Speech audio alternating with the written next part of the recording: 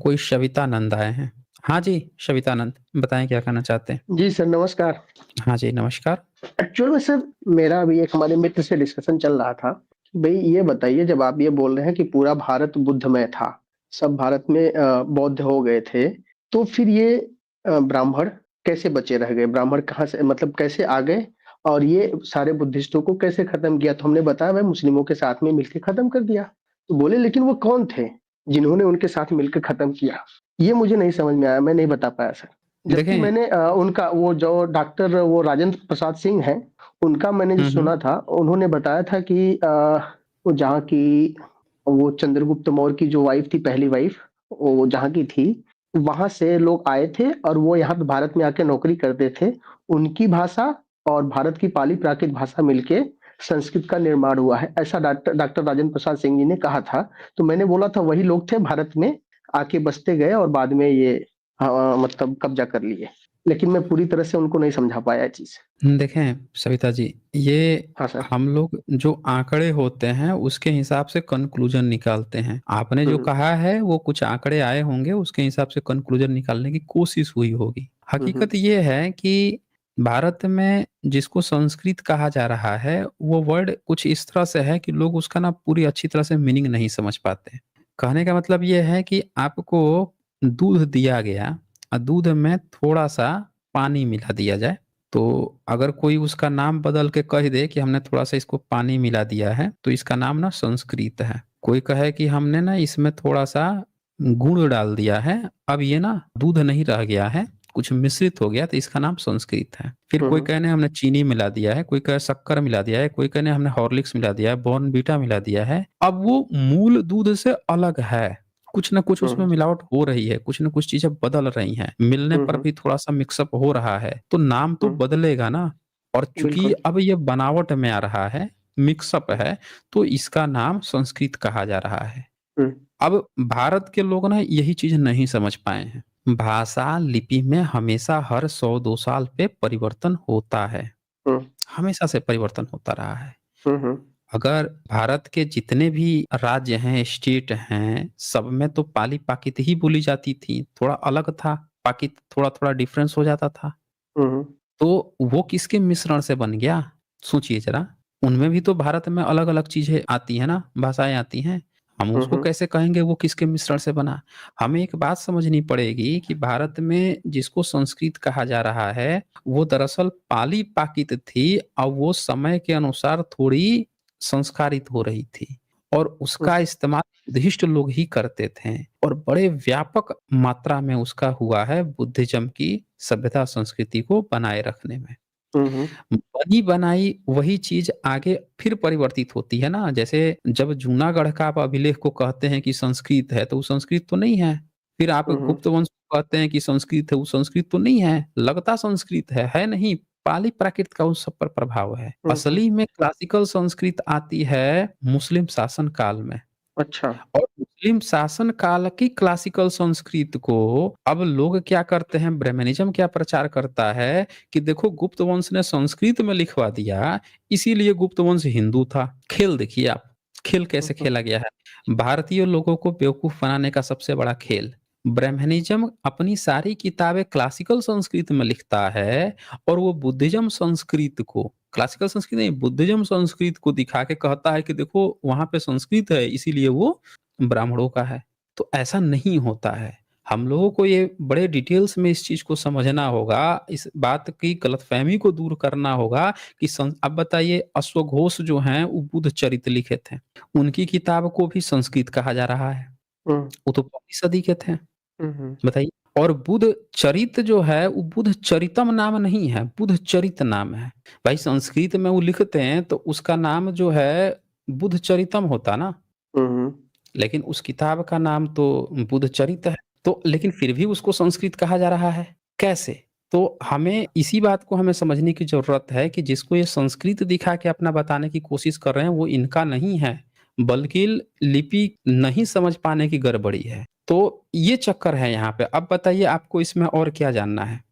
दूसरा ये जानना था सर कि जैसे उन्होंने मेरी डिस्कशन में ये हुआ कि बोले कि भाई एक चीज़ ये बताओ जब हम सब लोग थे, हम सभी बुद्धिस्ट थे, उन्हीं बुद्धिस्टों में से कुछ ब्राह्मण बन के मुसलमानों के साथ में मिल के अगर वो हमारे ऊपर राज किए तो हमारे भाई ही, तो आपको क्या तकलीफ है? तो मैंने कहा भाई तकलीफ ये नहीं है कि वो हमारे भाई थे, तकलीफ वो है कि हमें वो सताए, तो हम चाहते हैं कि हमें हमारा हक अधिकार दे दें। तो हमारा कंफ्यूजन ये है कि वो वास्तव में ब्राह्मण थे कौन उस समय? हाँ, अब देखिए, अब आए हैं असल मुद्दे पे। अगर वो आपके भाई होते हैं, तो भाई भारत में जो एससी है, एसटी है, ओबीसी है, ये जो 60,000 66,000 उपजातियां बनी घूम रही हैं, इनके भी हम्म तो हक अधिकार मिल गए होते हैं। हैं, जब भाई बन गया तो दूसर का भाई को काहे अछूत घोषित कर दिया, पिछड़ा हो गया? अगर आपके भाई होते हैं तो भाई सबको मिल गया होता ना। केक बँटता तो सब में कटता, तो सब में बँटता, काहे नहीं बँटा? ई खाली केवल पार्टिकुलर जाति में ही काहे बँटा? ई पार्टिकुलर जाति ही काहे पढ़ ली? बाकी के जाति के अनपढ़ कैसे हो गए? कैसे ये द्वेष आ गया? क्यों पार्टिकुलर जाति आपस में शादी कर रही थी, या बाकी सब जो है शादी नहीं कर रहे हैं आपस में? हुँ? ई कहाँ से कैसे हो गया? तो जो भी व्यक्ति आपको बता रहे हैं ना, वो संघी हम्म। माइंड है, या हो सकता है कि आपके अंदर भी संघी माइंड चल रहा हो। नहीं नहीं, वो आप बहुत बड़े चीज़ों को संघी हैं। वो बहुत बड़े हाँ, है ना? संघी हैं। हाँ हाँ। हाँ, वो मैं जानता हूँ ना, नशे हमको पता है ना। अब ये देखिए, ये किताब है बुद्ध चरित की। इस किताब को ये लोग बोलते हैं कि संस्कृत किताब है। ऊपर देखिए क्या लिखा है, द बुद्धा चरिता। भाई हम्म। संस्कृत की किताब है तो चरितम होना चाहिए ना। हाँ हाँ। ये कहने का मतलब ये है कि हर चीज़ को संस्कृत ये जो बोल देते हैं वो संस्कृत नहीं है, वो भाषा हम्म इवॉल्व हो रही है। और ये सब बुद्धिज़्म था, बुद्धिज़्म धीरे-धीरे उसी की पाली-पाकित इवॉल्व होके आगे बढ़ रही थी। सब बुद्धिज़्म की चीज़ें आगे चल रही थी। हुँ? यहाँ पे इनके क्यों नहीं सबूत मिल जाते हैं कि इनका रामायण था, महाभारत था, उपनिषद थे, गीता थे, वेद थे, क्यों नहीं मिल रहे हैं फिर लिखित? जबकि इनके मिल रहे हैं, बुद्धिज़्म के मिल रहे हैं तो। तो ये बात है। अब आप जो कह रहे हैं ना कि वो कौन लोग थे, वो लोग थे जो भारत में घुसे थे बुद्धिस्ट बन के। अच्छा, ये लोग भारत में बुद्धिस्ट बन के बाहर से आए थे? अरे तो इनकी अपनी सभ्यता संस्कृति कहाँ थी? बता दीजिए ना आप हमें। अरे नहीं सर, इनकी हम अपनी यही। सभ्यता हाँ। संस्कृति थी कहाँ पे? ये हम्म। भारत में कई बार मैं मेंशन कर चुका हूँ कि भारत में वही व्यक्ति घुसने का सेफ ज़ोन था, जो भारत हम्म में बुद्धिस्ट बन के घुसे, और कोई हम्म। तरीका नहीं था। अच्छा। समझ रहे हैं ना? भारत में हम्म घुस गए बुद्धिस्ट बन के, हम्म फिर इन्होंने हम्म जैसे मौका देखा, मौका देख के चौका लगा लिया। हम्म आपको याद है जब तैमूर आया था भारत में, तब पारसी सब जो हैं कैसे उसके हम्म पास गए थे? आज जब जाके उसे कह रहे थे कि आप देखिए, आपके देश में हम रहते हैं, कुरान भी हमको याद है। कुरान बैठ के उसको सुना रहे थे, कह रहा है कि तुम लोग तो यहाँ पे आके लाश जलाने लगे हो, हम सुने हैं। तो सब चुप हो गए। फिर पीछे से एक बूढ़ा आया, कह रहा है, नहीं नहीं नहीं हुजूर, हम लाश नहीं जलाते हैं, ये लाश तो हिंदू सब जलाते हैं यहाँ के, हम नहीं जलाते हैं। आके सब यहाँ ब्राह्मण अपने को घोषित कर लिए थे। उसको हम्म पता चल गया, गुरु को पूछा उससे, कह रहे हैं, तब बूढ़ा एक, सब चुप हो गए। फिर बूढ़ा एक आ गया, दिमाग लगाया, नहीं नहीं, हम तो लाश ऊपर फेंक के आते हैं, मतलब ये दिखाने की, नहीं नहीं, हम तो अभी पारसी ही हैं। तो फिर खिलजियों ने हमको बसाया था भारत में, बोलता है वहां पे कि अच्छा। खिलजियों ने हमको बसाया था। कहता है कि चलो फिर से तुमको हम बसा देते हैं अपने देश में। कहता है, नहीं नहीं, अब हमको भारत में ही रहना है। अगर हम वहां पे जाएंगे ना तो आप चले जाएंगे, मर जाएंगे, आपके बाल बच्चे आएंगे, पता नहीं वो सब क्या करेंगे। कह रहा है, हम लिख देंगे, पीढ़ी दर पीढ़ी तुम लोग वहाँ पर रहना, कोई कुछ नहीं करेगा। नहीं गए, सब भारत में ही रह गए। तो हम्म ये भारत में लगातार लोग आए हैं, शरण लिए हैं, मुस्लिम सत्ता का संरक्षण भी पाए हुए हैं। जो गद्दार बन के उनके साथ चला गया, वो चला गया। भाई भारत में ये बताइए कि बुद्धिस्ट लोग गद्दारी किए होते हैं तो सबसे ज़्यादा बेनिफिट तो भारत का एससी, एसटी, ओबीसी को मिलता ना फिर। हम्म। हुँ? उन्हीं को क्यों मिला जो सबसे कट्टर हिंदू बने घूम रहे हैं? वही सबसे ज़्यादा बेनिफिट में क्यों रहे मुस्लिम शासन में? अगर आपके भाई थे तो वही क्यों नीच बता रहे हैं, काट रहे हैं, मार रहे हैं? सवितानंद, आप बता दीजिए आप हमें। अरे नहीं सर, जानते हैं हुआ क्या है मेरा? एक्चुअल में हुँ, मैं हुँ। एक टीचर हूँ। मैं पढ़ाता हूँ, अच्छा, इंजीनियरिंग और मेडिकल की तैयारी कराता हूँ, मैं फिजिक्स पढ़ाता हूँ। ओके। तो हमारे जो कलीग हैं कुछ, तो थोड़ा-सा मैं चर्चा करने लगा कि वो अपना जो बद्रीनाथ है, केदारनाथ है, और वो जहाँ पे घोड़ा गाड़ी खींचते हैं, उड़ीसा का कोणार्क मंदिर जो है, वो सब बुद्धिस्ट मंदिर है, हुँ, उसमें जो प्रतिमाएँ हैं सब बुद्धिस्ट हैं। ऐसे अपने कलीग से डिस्कस कर रहा था मैं। तो ये हमारे हुँ, हुँ। डायरेक्टर हैं जो संघी हैं, ये पहुँच गए वहाँ पे और आ गए हमसे, हमारे सामने तो नहीं, बाद में वो कलीग से बोलने लगा, "अरे! तुम लोग बुद्धिस्ट बनने जा रहे हैं?" तो हुँ, दूसरे दिन मैं, आज की बात है, मैं बैठा था तो वो भी आ गए। तो बातों-बातों में उन्होंने चर्चा करना चाहा और कर दिया। तो मैंने कहा, सर अच्छा ये बताओ, आप ही बोलते हो कि भगवान बुद्ध आपके 9वें अवतार हैं, मतलब अपने सिस्टम के। सनातन सिस्टम के, तो आपको परहेज क्या है? अगर वो बुद्धिस्ट बन रही थी तो बुद्ध की विचारधाराओं को फॉलो कर रही, तो आपको परहेज क्या है, तकलीफ क्या है? तो उस पे मेरे से अभी पता है, मैं 8 बजे से आपका स्ट्रीम सुनने वाला था, वो 8 बजे से मेरे को 10:30 बजे तक मेरे से फोन पे चर्चा करते रह गए, तो वो सारे डाउट्स मेरे सामने आ गए। तो मैंने कहा आपसे पूछ ही लेता हूँ, लगे हाथ तो अगर डाउट सॉल्व हो जाए तो अच्छी बात है। मुझे थोड़ा सा दर्द ज्ञान ये भी इससे दीजिए है। कि मैं पढ़ूं कहाँ से। अरे आप इनकी कल की पुराण एक बार पढ़ लीजिए। कहिए कि भाई एक बात बताइए कि कल की पुराण जो है, कितने ब्राह्मणों ने, जब लिखने पढ़ने का अधिकार ही ब्राह्मणों के पास था, तो कितने ब्राह्मणों ने एंटी कल की पुराण लिखा कि भाई ये जो कल की पुराण जो है फर्जी है, और हमारे भारत में बुद्धिस्ट लोग तो हमारे भाई बंधु हैं, हम्म। उनकी हत्या के लिए विष्णु क्यों अवतार लेगा। भाई इन्होंने पूरा कल की पुराण एक लिख दिया, जिसमें इन्होंने बुद्धिज्म के हत्या की बात लिख दी है। विष्णु अवतार लेके उनको लूट रहा है।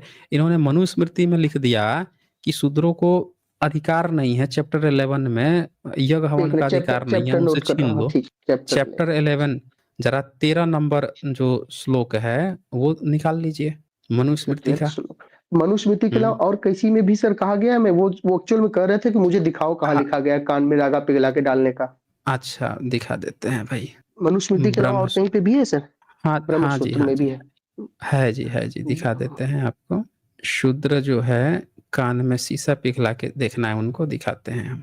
और गीता में एक शूद्रों तो का वर्णन है सर? काहे नहीं है, काम दे दिया है कि तुम्हारा काम है। कृष्ण बोल रहे हैं कि शूद्रों का एकमात्र काम दिए हैं पिछड़ों का सेवा करना, तीनों का। ये वो देखिए भी दिखा दीजिएगा, ब्रह्मसूत्र मैं सर, एक हाँ। तीन अड़तीस ब्रह्मसूत्र 1:3:38, हाँ सर, मैं ठीक पढ़ है। लेता हूँ। इसके बाद से गौतम धर्म सूत्र नोट कीजिए। गौतम धर्म सूत्र। हाँ वो भी दिखाता हूँ आपको। ये देखिए गौतम धर्म सूत्र 234, चैप्टर 2 का तीसरे सर्ग का 4 नंबर श्लोक। मुझे स्क्रीन शॉट लेने दीजिएगा सर। ले लीजिए। हाँ, ले लिया। अच्छा इसके बाद से अलबरूनी भारत में आया था, ये देखिए। और उसने 12वीं सदी में, मतलब 11वीं सदी में, उसने हम्म, 12वां चैप्टर जो लिखा है, उसमें नीचे वाला पैराग्राफ देखिए क्या लिखा है कि वैश्य शूद्र के कान जीभ काट देता था, ब्राह्मण पकड़ के ले जाते थे। ले लिया स्क्रीन शॉट इसका। हाँ ले लिया ना। अब हम वेदों में भी आपको कहीं है चलते सर? हैं वेद में। वेदों में भी? उसमें है ना, वेद में 10वें मंडल का 90 सूक्त का 12वां मंत्र है। कौन से वेद में? ऋग्वेद। ऋग्वेद, ओके। ऋग्वेद। भागवत गीता में चैप्टर 9 का 32 नंबर श्लोक भी देख लीजिए। सर ऋग्वेद का कौन सा चैप्टर बोला, एक बार फिर से बोल दीजिए सर प्लीज। 10वें मंडल का हम्म, 90 सूक्त का हम्म, 12 नंबर। 12। हम्म। भगवत गीता का सर क्या बता रहे थे? हाँ भगवत गीता का चैप्टर 9 का, चैप्टर 9, हाँ 32 नंबर श्लोक। 32 श्लोक। हम्म। ठीक है सर। और ये लीजिए आप, भगवत गीता ओपन कर देते हैं। ये लीजिए भगवत गीता का चैप्टर 18 का 44 नंबर। एक मिनट, स्क्रीन शॉट लेने दीजिएगा। ले ले लिया, हाँ। लीजिए। भगवत गीता हम्म। का चैप्टर नंबर हम्म। 18 का चैप्टर 18 का 44 नंबर। 44। अब इसमें ये देखिए कि सबका कर्म समझा रहे हैं, कृष्ण हम्म, जो हैं सबका कर्म समझा रहे हैं। ब्राह्मण का कर्म क्या है, क्षत्रिय वैश्य क्या कर्म क्या है, और 44 में वैश्य का कर्म और शूद्र का कर्म। वैश्य को बोलते हैं कि गौरक्षा, गोरक्ष पालन और वाणिज्य कर्म, बेचना उचना, ये सब वैश्य हम्म, का स्वाभाविक कर्म है। और शूद्र का बोलते हैं कि इसका सेवा रूप कर्म स्वाभाविक है। बताइए, शूद्र जो है पिछड़ा वर्ग है, इसको सेवा करना है, इसका स्वाभाविक कर्म बता दिए। मतलब शूद्र का स्वाभाविक कर्म, शूद्र जो है वो हमेशा सेवा करेगा, ये उसका कर्म ही बता दिए, डिसाइड कर दिए। तो मनुस्मृति जो बात कहती है वही बात भागवत गीता कह रहा है। भाई आप जब हम्म, ब्राह्मणों को कह रहे हो पढ़ना पढ़ाना, जब आप क्षत्रियों को पढ़ना पढ़ाना कह रहे हो, वैश्यों को कह रहे हो व्यापार व्यापार करेगा, तो आप शूद्रों को जो काम कह रहे हो कि सेवा कर्म है, तो ये बताइए कि कौन सा सेवा वाला काम करेगा भाई आपका बिना पढ़े लिखे? कुछ नहीं, बता दीजिए। बिना पढ़े लिखे क्या करेगा सर? वो कुछ नहीं, सेवा करेगा, पैर धोएगा, जो बोलेंगे नाला वो साफ करेगा, जब करेगा, पढ़ा। नाला साफ इनके करेगा। इनके नाला साफ करेगा, हाँ। और बिल्कुल। पढ़ लेगा तो कान में शीशा पिघला के डाल देंगे ना ये। हम्म। पढ़ लेगा, अब कोई आपको आएगा ज्ञान देने के लिए, नहीं नहीं देखो सेवा का मतलब ना, आईएएस पीसीएस की बात कर रहे हैं, तो उनसे लगे हाथ पूछ लीजिएगा। तो बेटा ये बताओ कि ये सब बाकी के किताबों में कान में शीशा पिघला के शूद्र के काहे डाला गया है भाई? हैं? हम्म, पढ़ लिख के जब सेवा का काम करना है, आईएएस बनना है, तो कौन सा आईएएस बना रहे थे बे कि वेद पढ़ने पर कान में शीशा पिघला के डाल दे रहे थे? तो ये हम्म, बहुत सी चीजें हैं, रामायण महाभारत में घूट घूट के भरा हुआ है। चोरी करने की बात लिखी है ना, अरे बहुत सारी हम्म। चीजें आप ऐसा करेंगे ना, आप पुराने जितने वीडियोज बने हैं आप मैं देखते सर जाएंगे, आपको मैं तमाम सर ऐसे रेफरेंस मिलते जाएंगे। 4 से 5 घंटा हम्म। रोज सुनता हूँ आपका वीडियो, लेकिन मैं पिछली बार आपसे कुछ पूछने आया, आपने आपने मुझे क्या बात संगी कर बना रहे हैं दिया। आप? हाँ, आपने मुझे क्या संगी बात कर बना रहे दिया हैं? था। हाँ। अच्छा, हमें तो मैं लगा कि आप आ, संघी हैं, आपके क्वेश्चंस मैं ऐसे स, थे कि मुझे लगा कि आप संघी अरे सर, मानसिकता से ग्रसित हैं। मेरे अच्छा। पिताजी हुँ, गायत्री परिवार से जुड़े हुए हैं, तो मैं खुद अपने अच्छा। पिता से ही अच्छा, तो कोई डिस्कशन बात नहीं, करता वो हूँ। छोटा छोटा संघी हैं वो छोटा संघी हैं फिर। अरे ठीक है, गायत्री उससे मतलब परिवार नहीं है वाले सर। जो हैं। सर, ये हाँ। ज़रूरी नहीं हमारे पिताजी जिस विचारधारा को मानते हों, उसी विचारधारा को मैं हुँ, भी हुँ। मानूँ, ये ज़रूरी थोड़ी ना है। हाँ, नहीं है, तो मेरा बिल्कुल नहीं उनसे है। बहुत डिस्कशन होता है और बहुत सारी चीज़ों पे मेरी हुँ, हुँ। बहुत चर्चाएँ उनसे होती हैं, तो एक पॉजिटिवनेस के साथ में अच्छा। चर्चा। एक्चुअल में मुझे राजनीतिक चर्चा मैं भी नहीं करना चाहता, क्योंकि थोड़ा मैं प्रोफ़ेशन में हूँ, तो हुँ, मैं हुँ, नहीं हुँ। करता चर्चा। तो मैं सबसे ज़्यादा हुँ। नफ़रत करता हूँ तो भई उनसे करता हूँ, मैं उन लोगों की बिल्कुल साथ में नहीं रहना चाहता हूँ, बात नहीं करना चाहता। जातिवादी, जातिवादी जातिवादी ना, मानसिकता, कट्टर वही जातिवादी। मतलब एक्चुअलिटी यही है। जातिवाद नहीं मानते हैं, लेकिन जहाँ नहीं चूज़ मानता, करने हाँ। वाला हुँ, आएगा तो 66,000 जातियों में से एक ही जाति हुँ। उनको दिखेगी आँख में। बिल्कुल, बिल्कुल बाकी सही बाकी बात है। जातिवाद नहीं मानते, बाकी जातिवाद नहीं मानते। लेकिन जहाँ चूज़ करने की जहाँ मलाई की पोस्ट आएगी वहाँ सिर्फ़ एक जाति दिखेगी, बस जाति नहीं मानते भाई। हाँ, मुझे बोलिए। जैसे मैंने मनुस्मृति डाउनलोड किया तो वो विशुद्ध मनुस्मृति बार-बार डाउनलोड हो रही है।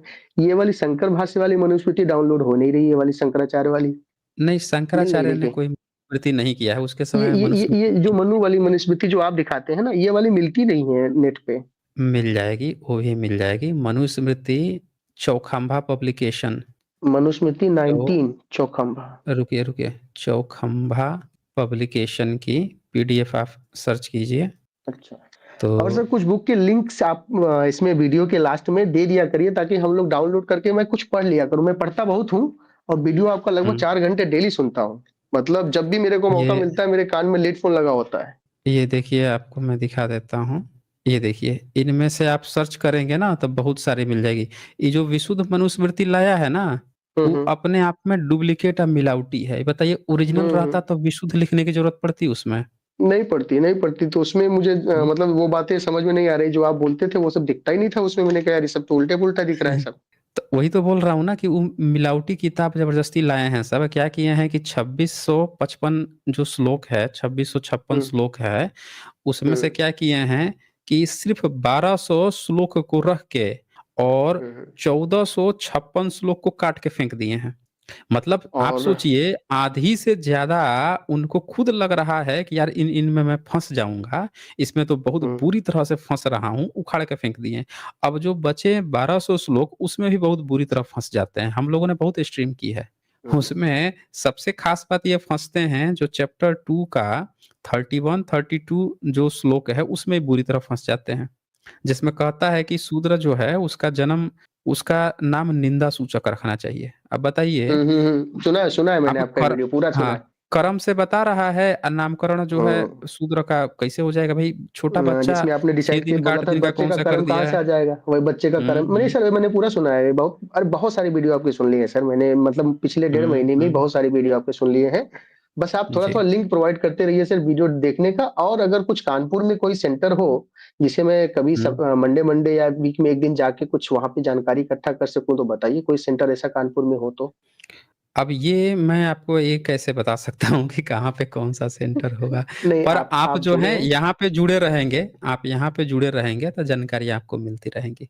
ठीक है फिर। नहीं, मैं जुड़ता हूँ okay. Sir. Okay sir, okay. हाँ, हाँ जी, ओके। इंडिया कंपैरिज़न लिखते हैं, अर्थशास्त्र मनुस्मृति जैसा क्यों? क्या दिखाने के लिए? इनकी सारी किताब में मनुस्मृति झलकेगी, वो इसलिए क्योंकि ये दिखाना चाहते थे कि जितनी भी किताबें हैं, वो सब हम ब्राह्मणों का है, इनको आता-जाता कुछ नहीं था। हर जगह शूद्र को गाली दे दो, ये कर दो, वो कर दो। ये दरअसल अंग्रेज़ों के समय में भी ये दिखाना चाहते थे कि सब नीच-उच्च जाति के हैं, सब यहाँ का जितनी चीज़ है वो सब हमारी है। ये प्रॉपर्टी हथियाने के लिए सारा किताब लिखा गया था। यहाँ पे असल खेल ना ज़मीन का है दोस्तों। बुद्धिज़्म की बहुत बड़ी ज़मीन थी और सब एससी, एसटी, ओबीसी की ज़मीन थी। जैसे ही इन्होंने फर्जी किताब लिख के ये दिखाया कि सब हमारा है, कब्ज़ा कर लिया, तो बुद्धिज़्म की जब भी कोई एक महाविहार बनता था, तो वो ना 200-300 गाँव, कम से कम 2 गाँव में बनता था। तो खड़े-खड़े ये 2 गाँव कब्ज़ा कर लिए। तो इन्होंने क्या किया है, फ्री फंड में मुस्लिम शासन से लेके अंग्रेज़ों के शासन काल में बहुजनों की सारी ज़मीन धर्म के आधार पर कब्ज़ा कर ली है। ये ज़मीन का खेल है असल में।